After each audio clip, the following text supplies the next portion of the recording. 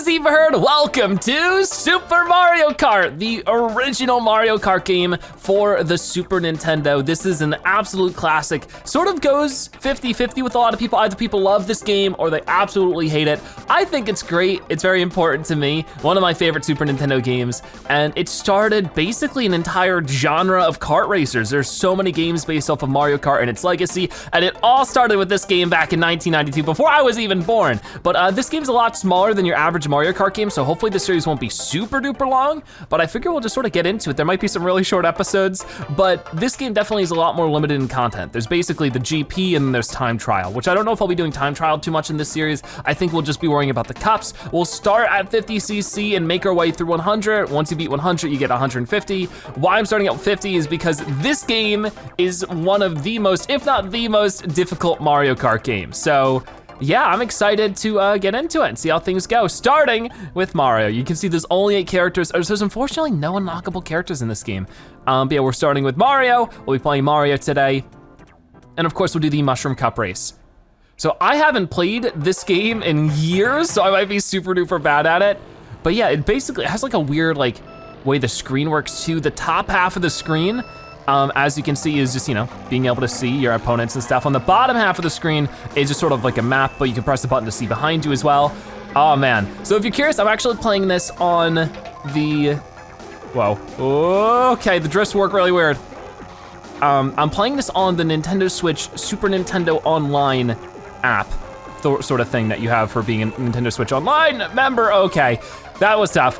The steering and the drifting in general works a lot different in this game. One thing you will have to keep in mind is that this is one of the few Mario Kart games where you do actually have to brake around turns and stuff. The momentum works so much differently. So if you want to play it yourself, just beware that it's a really tough game and it does take a while to get used to. Not to say it's a bad game. I feel like a lot of people struggle with it and immediately denounce it, but I think it has, some good things going on with it. Anyways, we're doing okay so far. We're in lap 4. That's, I tried to jump over it. That's another weird thing about this game specifically is there's more than 3 laps with most of the tracks, I'm pretty sure. Not quite on the last lap, I think there's 5. But as you can see, sort of doing this half jump. There's also not like drift boosts or anything. So there's like a lot of wild things with this game, in my opinion. I think it's really cool. Sometimes it's better not to drift, and sometimes it's better to drift. What do you know? To drift or not to drift? That is the question. There we go, okay. Yeah, okay, we got first. I'm glad, I'm really worried we won't succeed. Because I'm guessing that as we play through the game, we'll get more used to the controls again and sort of work our way through that. But in the meantime, I'm very nervous. But yeah, that was our first race done in Super Mario Kart. That's great. So yeah, we'll be just playing this Mushroom Cup today. It's gonna be a super short episode. I plan on posting this series quite quickly. So there's Mario getting first place and everything. This is also one of the few games with Donkey Kong Jr. I think actually the only Mario Kart game with Donkey Kong Jr. Anyways, here we are on the next track. So I guess they don't say the names of the tracks in this game, or at least they don't. I'm sure they do when you're choosing it for time trial, but they don't tell you while you're racing it, which is sort of a shame. Another thing, this track I remember. Lots of specific turning here if you want things to work out. Just like that was a beautiful drift. The weird thing is that it's almost like a second nature kind of thing. You'll do it and you're like, oh, I think I'm getting this, and then immediately turn into a wall and go, oh no, I'm not getting this very much. Anyways, yeah, there's a lot going on with this game. I'm just trying to make sure that I explain it all. One thing is that coins are very important in this game specifically. With coins, not only do I think your acceleration goes faster, but if you are at 0 coins and somebody bumps into you, you actually get knocked out as if you got hit by an item. So that's why it's very important to make sure you have at least a couple of coins. If you bump into somebody, they will actually lose a coin. Oh, we hit DK with that. That's good. We're very firmly in the lead at the moment. Good job, Mario. Also, I'm playing for the first time. I got this a while ago and I actually haven't used it until now. I got the Super Nintendo controller for the Nintendo Switch that only online members can get. And it's actually pretty nice. It's just interesting playing with something that feels like a brand new factory Super Nintendo controller, because other, original Super Nintendo controllers are 20 plus years old now? That's crazy, super duper crazy. Anyways, we are very, very firmly in the lead right now, which is not something I was expecting. But it's good to know that, we're starting 50cc off pretty well. Once we get to 100 and stuff, that's when it's gonna be a whole lot more difficult.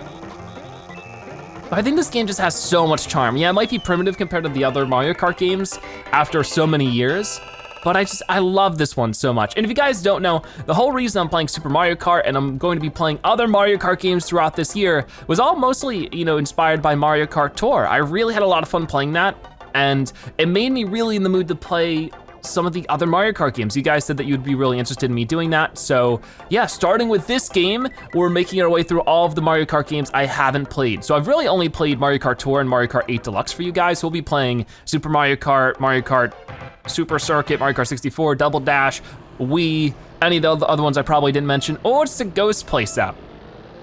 Gotta focus on this for now. Yeah, but this game moves quick, so I'm trying to talk quick. And it always I just love the Super Nintendo aesthetic as well. I mean, I love Mario World. Super Mario World is probably my favorite Mario game. I don't know though, because new Super Mario Bros. Wii is also a really good one. But I have to imagine, I don't know. It's really hard for me to say. I'm very confused by it. So you might notice that on this track, there's actually a shortcut that I can get, but I need a very specific item. An item that's actually not really been in any other Mario Kart game. You might have saw it there through the item roll, but it's a feather and it'll make you jump really high, and you can jump over that gap and get a shortcut. But you can't make that jump, it was right there to the left, if you don't have that. But I think the only Mario Kart game that has that besides this game is Mario Kart 8 Deluxe's battle mode, which doesn't really count because it's not even in a race mode. Yeah, I don't think this game does this game have battle mode? I don't think it does. If it does, we'll have to check it out, but I don't think it does? I can't remember. Oh man. I think it's just single player racing and time trial, now I fall off. Oh, that's bad.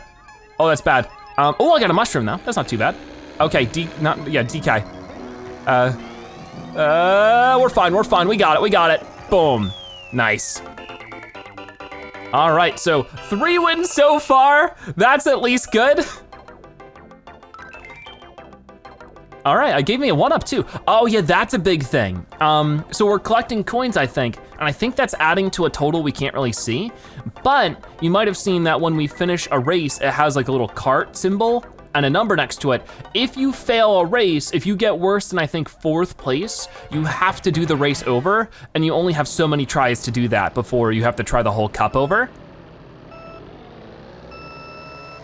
Which I sort of kind of appreciate, honestly. I sort of missed that, because you can see on the bottom right, we have 4 lives.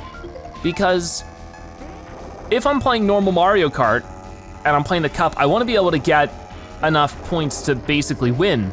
And if I get hit by a blue shell right at the end and end up finishing in last place, I know I'm gonna have to redo the whole cup. But if I get last place here, I get a chance to redo the race anyway. So I feel like that's actually a lot better than most situations. So I don't know why they sort of changed that. And I guess it's simpler to understand the way it is now, but I feel like it does make it harder when you're trying to perfect everything. This track is really tough. This is one of the Bowser Castle tracks, has the thwomps everywhere. And just, the corners are very, sharp, very squarish. So that can make it tough. It's also, though, a great track to practice drifting, because now it's sort of starting to come back to me a little bit, since I last played the game. And you can see it's not always worth it to drift around every corner. If you do that, you're gonna be hitting the walls constantly. It definitely is about jumping around, even braking during the turns. I think I jumped before the thing. Whoops. So there we go. That's lap, oh wow, lap 4? That happened so quickly. I swear this was lap 3.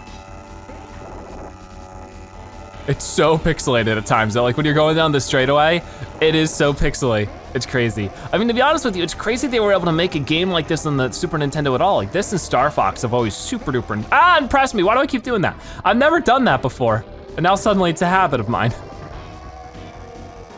All right, let's keep going. Bowser's in last place in his own castle though. That's pretty embarrassing. Yeah, since we're in first, we mostly, just get coins. I tried to jump over. Oh, okay, no. I thought that was DK trying to pass me. DK's actually a good chunk far away, so as long as I stop making so many silly mistakes, don't get squished by the thwomps, I should be fine. No. There we go, and boom. So there we go, that's all 4 races in the cup won. We did pretty good. All right, well, Mario seems pretty happy about it. Our best lap time was the second lap. We got under 24 seconds, which is pretty nice. And 2:06 for our total time, not bad. So as you can see, we got a total score of 36 because we got all 4 races won. Each race gives us 9 points. So let's see what the final standing will be. Oh no, actually, wait, what? There's a 5th. I forgot there was a 5th one. Yeah, final. Okay. Oh, I like this track. I think this one's actually in Mario Kart Tour. Yeah, I love these ones with, you know, the green background and the rainbow borders. Ah, not the oil spill. I think are typically Mario circuit tracks. And they're usually some of my favorite, not just in this game, but in all of Mario Kart. Oh yeah, the super tight turns here. I think that once you master tracks like these, they are so much fun to whiz through. But it's just hard to do that. This, I feel like out of all Mario Kart games, this one is the definition of easy to play, hard to master. Like, I mean, I guess it's not that easy to play to begin with, but it's definitely one of those things that it's very tough to master, but it's so much fun once you do. And since I haven't played in a very long time, that's gonna be difficult. And don't get me wrong, this game has its flaws and we'll get into those more once, you know, they become apparent. But I think overall, it's a good game. I don't think it's a bad game. A lot of people give it a bad rep. Now the problem now is I'm getting caught up on the corners a little bit. There we go. I love doing that jump because it goes over the other part of the track. So we're in lap 4 right now. I do good and I get ahead and then I start messing up again. And I think that's because I'm thinking I need to drift in situations where I don't. Sometimes it also helps to drift and then let go of the gas when you're going out of a corner, because it definitely, drifting is all about angling. You're not drifting to get the fastest line. At times you're doing it to get the best angling so that you can get a faster line. Which is why sometimes after you drift, you need to let go of the gas to sort of recenter. Oh man. Just like that, like in the middle of that drift, I let go of the gas a bit and that really helped. And that just takes some time. I don't think characters have individual stats in this game, they're all the same. Anyways, we did it, good job, Mario. That was for real the final race. So there's 5 tracks in a cup in this game, and there's 5 laps in a race in this game. So it is a lot different, and I think that's to compensate for how short the tracks are. So there we go, Mushroom Cup has been completed for real, which means we have 45 points as our final cup score. Awesome, so that's great. As you can see, we celebrate on the podium with a giant cheap balloon. That gives us a trophy, yeah, thank you, good job, Mario. Oh no, there goes the balloon. I don't know if he meant to do that on purpose. Congratulations! Mushroom Cup race, 50cc. Mario wins the gold, great race, thank you. So yeah, I'm glad to get first place in our first episode of Super Mario Kart. I had a ton of fun. Stay tuned because we'll be making our way through the other 50cc Cup soon. But for right now, that is gonna wrap it up for today's episode of Super Mario Kart. Thank you guys so much for watching. I'll see you next time, bye-bye.